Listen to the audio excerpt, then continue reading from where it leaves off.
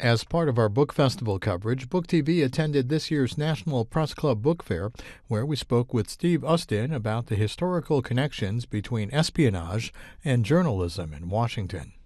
Steve Usdin is a historian of Cold War espionage, and he's the author of a new book, Bureau of Spies, The Secret Connections Between Espionage and Journalism in Washington. Mr. Usdin, what did Washington look like during the Cold War? So, my book is specifically about this building, about the National Press Building, and about espionage that happened here. The interesting thing about this building in those years was it was a place where both sides, all sides mixed. It was a little bit like, Rick's Cafe from Casablanca or something like that. You had Soviets here, you had Americans here, you had spies who were pretending to be journalists, and journalists who were kind of dabbling in espionage, all working together and in fact meeting elbow to elbow at the press club bar.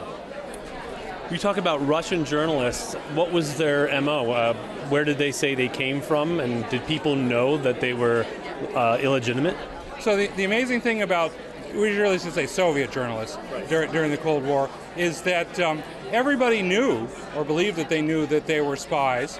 They were under close surveillance by the FBI. The main office for Soviet espionage and for Soviet journalism as spies in Washington was in this building.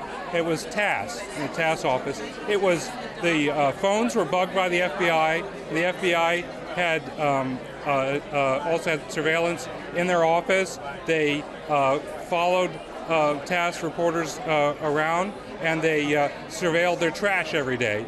But they still managed to run espionage operations even though they were under surveillance. Part of it was because they understood the counterintelligence methods of the FBI. They knew, for example, that there were only a certain number of FBI officers and that they couldn't be watching all of them all of the time.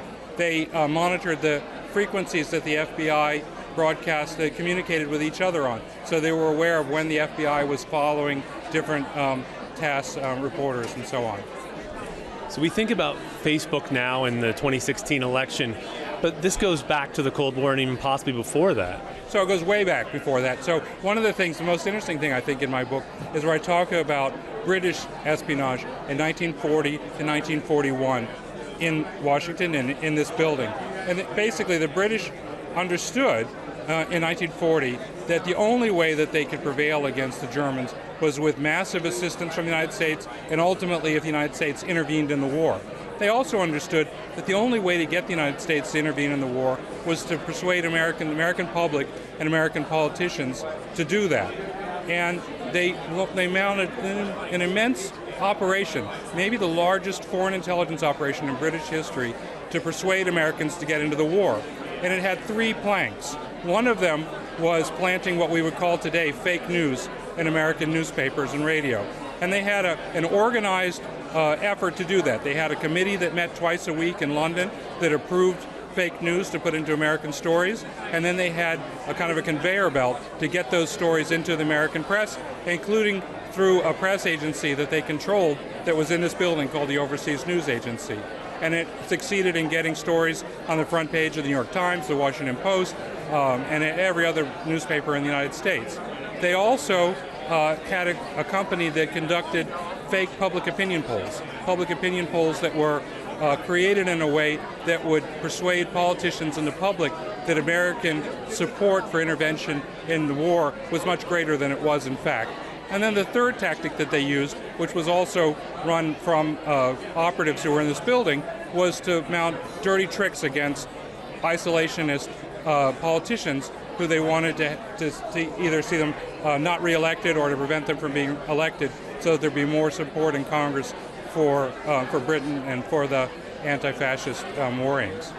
You can correct me if I'm wrong, but I believe that the future children's author Roald Dahl and Ian Fleming of James Bond fame were part of that organization. Sure. So Roald Dahl worked for British intelligence. He didn't, unfortunately for my book, he didn't work exactly in this building, but yes, he was. And what was more interesting to me is that after the war, immediately after the war, in 1946, British intelligence commissioned its own officers to write a history of the activities of British intelligence in the United States. And there were 3 British intelligence agents who wrote that. One of them was Roald Dahl. So it's written very well. And it was declassified in the late 90s. Provides a wealth of information.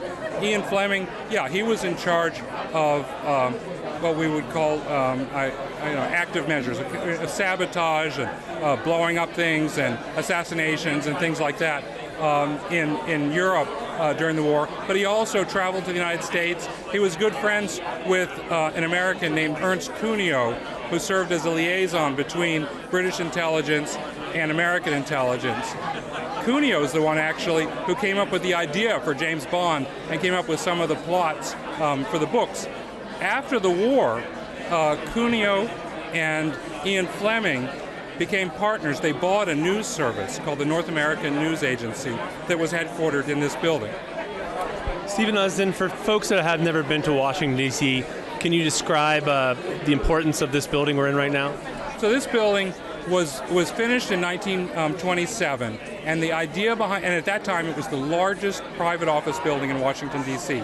And at that time, it had 2 purposes. One purpose was to be the kind of the home base for news media from around the country and around the world in Washington. And the second was to house the National Press Club. And that was actually one of the draws that brought the media here. And over the years, that's what it's been. It's been the home for tens of thousands of reporters, thousands of news agencies, of newspapers, and radio and television from around the world. Stephen Usdin is the author of the book Bureau of Spies, The Secret Connections Between Espionage and Journalism in Washington. Thanks so much. Thank you very much. Keep an eye out for more interviews from the National Press Club's book fair to air in the near future. You can also watch them and any of our programs in their entirety at booktv.org. Type the author's name in the search bar at the top of the page.